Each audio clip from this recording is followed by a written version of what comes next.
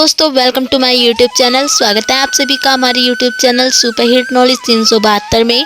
और आज हम आपको बताने वाले हैं कि इस साल यानी कि 2025 में आंवला एकादशी व्रत कब रखा जाएगा और आंवला एकादशी व्रत की पूजा विधि क्या होती है और व्रत का पारण कब किया जाएगा, ये भी हम आपको बताने वाले हैं। और साथ ही हम आपको बताने वाले हैं कि आंवला एकादशी के दिन आंवला वृक्ष की ही पूजा क्यों की जाती है, इसके पीछे का क्या कारण है। हर महीने में 2 बार एकादशी पड़ती है, जो साल में कुल 24 एकादशी पड़ती है। हिंदू धर्म में एकादशी तिथि का विशेष महत्व होता है। इसे बहुत ही पवित्र और शुभ माना जाता है। इन्हीं एकादशी में से एक फाल्गुन मास के शुक्ल पक्ष की एकादशी आती है, जिसे आंवला की एकादशी कहते हैं। और आंवला की एकादशी को आंवला एकादशी के नाम से भी जाना जाता है और आंवला एकादशी को रंगभरी एकादशी के नाम से भी जाना जाता है। इस शुभ दिन पर भगवान विष्णु के साथ साथ आंवले के पेड़ की भी पूजा की जाती है और इसके साथ ही इस दिन व्रत रखने का भी विधान होता है। तो आइए जानते हैं कि आंवला एकादशी व्रत कब रखा जाएगा। सबसे पहले हम जान लेते हैं कि एकादशी तिथि कब से कब तक रहने वाली है।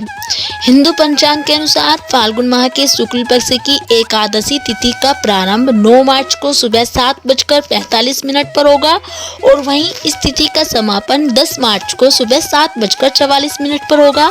तो ऐसे में उदया तिथि के अनुसार आंवला की एकादशी का व्रत 10 मार्च को रखा जाएगा।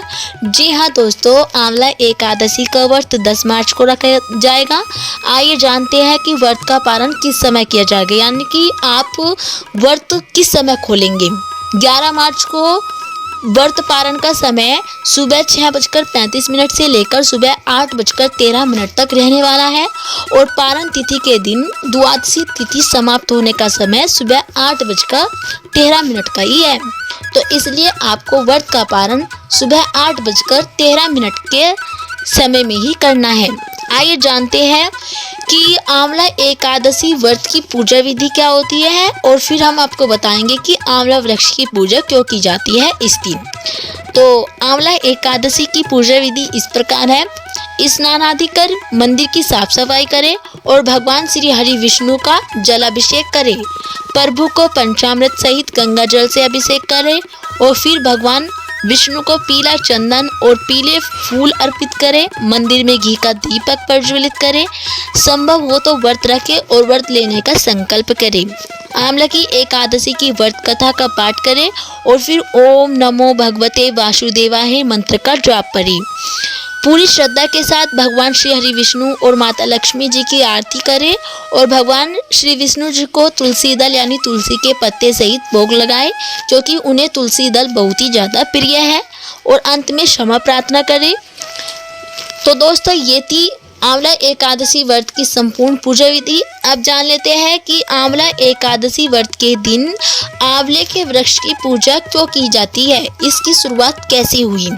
एकादशी पर आंवले के पेड़ की पूजा इसलिए की जाती है क्योंकि पद्म पुराण के अनुसार फाल्गुन शुक्ल पक्ष की एकादशी के दिन भगवान विष्णु के मुख से चंद्रमा के समान एक छोटा सा बिंदु पृथ्वी पर गिरा था, जिसे आंवला की यानी आंवला का वृक्ष उत्पन्न हुआ।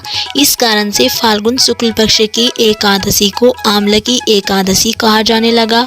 और मान्यता है कि आंवले के पेड़ की जड़ में भगवान विष्णु और तने में भगवान शिव तथा सबसे शीर्ष पर ब्रह्मा और शाखाओं में देवमुनि और टहनियों में देवता में निवास करते हैं। इसलिए आंवले की पूजा का महत्व आंवला की एकादशी पर बहुत ज़्यादा होता है।